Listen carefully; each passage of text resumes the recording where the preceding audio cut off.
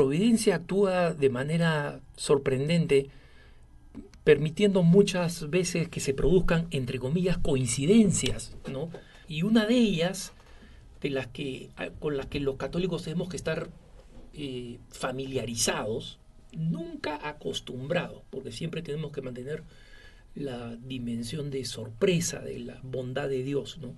Pero uno de estos casos es el que se presenta cuando una hermana me escribe a través de redes sociales una pregunta sobre cómo discernir cuando alguien está llamada a ser laica consagrada.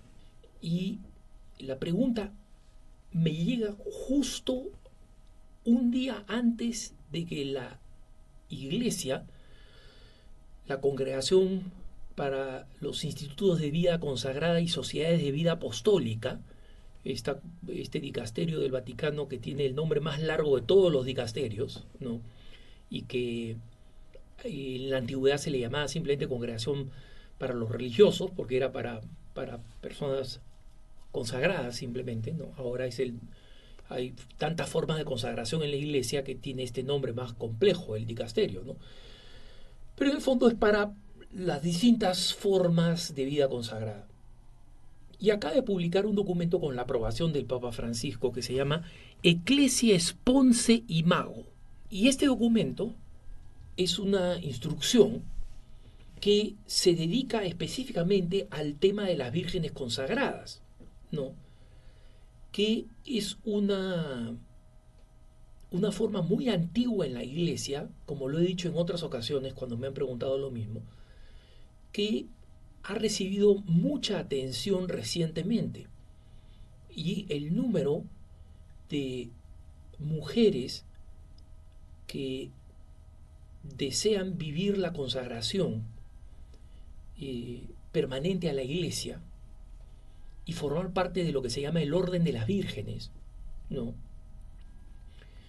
Es creciente al punto que este dicasterio ha recibido tantas consultas de parte de los obispos de cómo manejar esta vocación, que la congregación para los institutos de vida consagrada y sociedades de vida apostólica ha visto necesario publicar ese documento, ¿no? Lo que se quiere es profundizar sobre este tema de las mujeres consagradas, después que en 1970 el Papa Pablo VI, el Beato Pablo VI, restaurara esta práctica dándole no solamente un rito litúrgico, sino unas cuantas normas que ahora son necesarios actualizar y multiplicar, ¿no?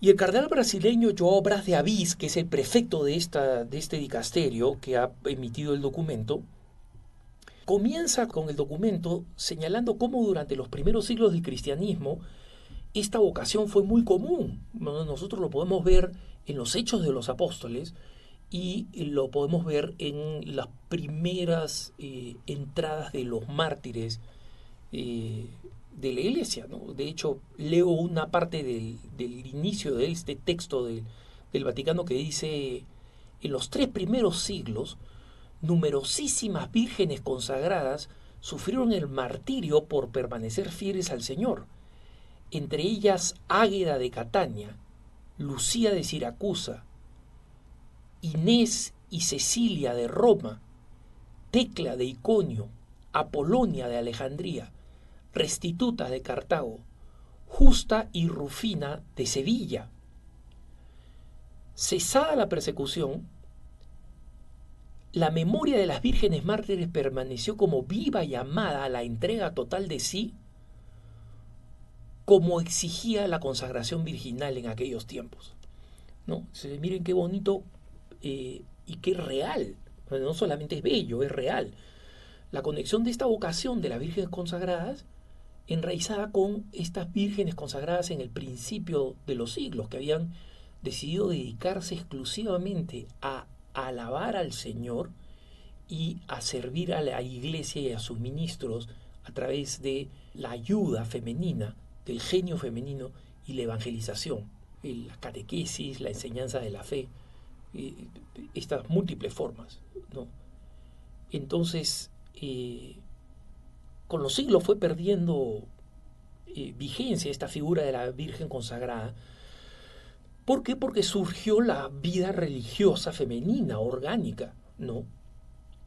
De distintas formas, pero especialmente con las benedictinas y posteriormente con todas las otras formas de vida consagrada femenina en órdenes y congregaciones, ya sea contemplativas, ya sea activas, múltiples, una bendición para la Iglesia. Sin embargo, el beato Pablo VI consideró que era momento de recuperar esta tradición de aquellas mujeres que individualmente ofrecen su consagración a la Iglesia a través del obispo, ¿no? Y esta hermana que me pregunta cómo discernir si tengo vocación para la vida consagrada, hay un capítulo, el capítulo final de este documento, dedicado explícitamente al tema del discernimiento. Pero, tengo que decir, no ofrece pautas de discernimiento, sino que explica que el discernimiento para esta vocación de las mujeres que individualmente quieren consagrarse en una diócesis y para la cual ya existe un rito litúrgico, ¿no? Y existe una tradición, que el obispo se encargue, nombre un delegado que incluso podría ser una mujer consagrada, una virgen consagrada, un delegado o una delegada, y esta es una novedad, el hecho de que pueda ser una mujer consagrada, la delegada de la diócesis o de la arquidiócesis para este tema, y que ofrezca el acceso a personas que ayuden a discernir a quienes sienten el llamado a esta vocación de la Virgen consagrada. Entonces ofrece más bien mecanismos, no ofrece unos criterios. Entonces el documento va a ser muy, muy hermoso y muy inspirador para esta hermana que me pregunta cómo hacer el discernimiento. Pero no va a responder a la pregunta directamente cómo discernir. Y acá solamente puedo dar una recomendación de juicio prudencial, de mi propia experiencia, como consagrado miembro de una sociedad de vida apostólica. 1. Rezar mucho, rezar mucho. Orar, orar, orar. Porque recordemos que toda vocación es un misterio entre Dios y la persona que es llamada a esa vocación. Matrimonial, consagrada, sacerdotal, religiosa, lo que sea. Y en consecuencia hay que disponerse a escucharlo. Y Dios no esconde la vocación. No es como la búsqueda del tesoro, donde Dios deliberadamente la esconde debajo de una piedra escondida para que nosotros tengamos que angustiarnos buscándola. Dios quiere revelarnos cuál es su plan para nosotros. Y entonces la oración es fundamental. Reza de todas las formas que quieras. Yo he visto de las distintas formas personas que tenían mucho tiempo frente al Santísimo, que es la recomendación número 1, pero que a ello le sumaban novenas a santos favoritos, novenas a la Santísima Virgen, a San José, a la Virgen en distintas advocaciones, meditación con la Sagrada Escritura, lección divina, las múltiples formas que la Iglesia nos ofrece de orar. Y número 2, lo que fue decisivo para mí es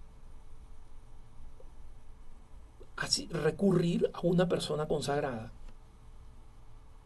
una persona que está viviendo esa vocación que potencialmente podría ser para mí, y conocerla de cerca, conocer a más de una si se puede, y saber cómo viven.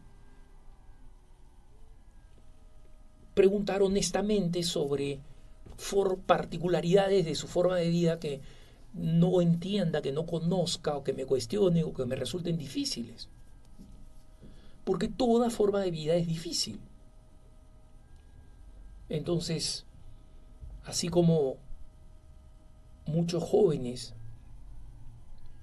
y muchos niños aprenden en la escuela de la familia y del matrimonio cómo ser esposos, esposas, padres. No se va a aprender eso si no es junto a alguien que vive la vida consagrada. Y si tienes una inquietud específica por una congregación específica, entonces acércate a esa congregación o a esa comunidad y discierne con ellos. Puede ser que tengas vocación a la vida consagrada, pero a otra forma de vida consagrada. Conozco una buena amiga cristiana que discernió primero y vivió durante mucho tiempo con una comunidad apostólica activa y luego pasó a una comunidad contemplativa porque descubrió que su vocación era para la forma de vida contemplativa. Y muchas veces ha habido esta sana transfusión, ¿no?, de una forma de vida consagrada a otra.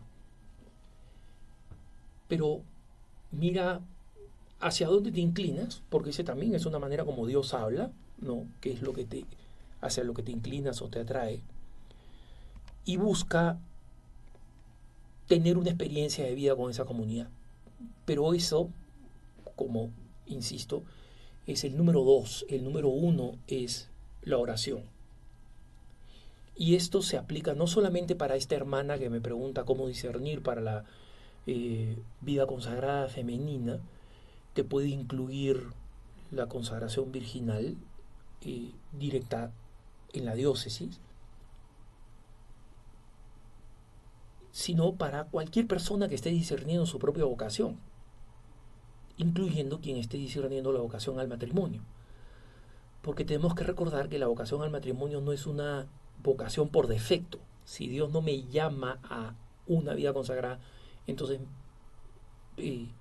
tengo que casarme. No. El matrimonio es una vocación tan clara, tan deseada por Dios, tan específica, tan única para cada individuo, como lo es cualquiera de las otras vocaciones en sus formas consagradas. Lo importante es que descubramos cuál es ese camino mediante la oración y el recurso al buen consejo. Que tengas un buen día.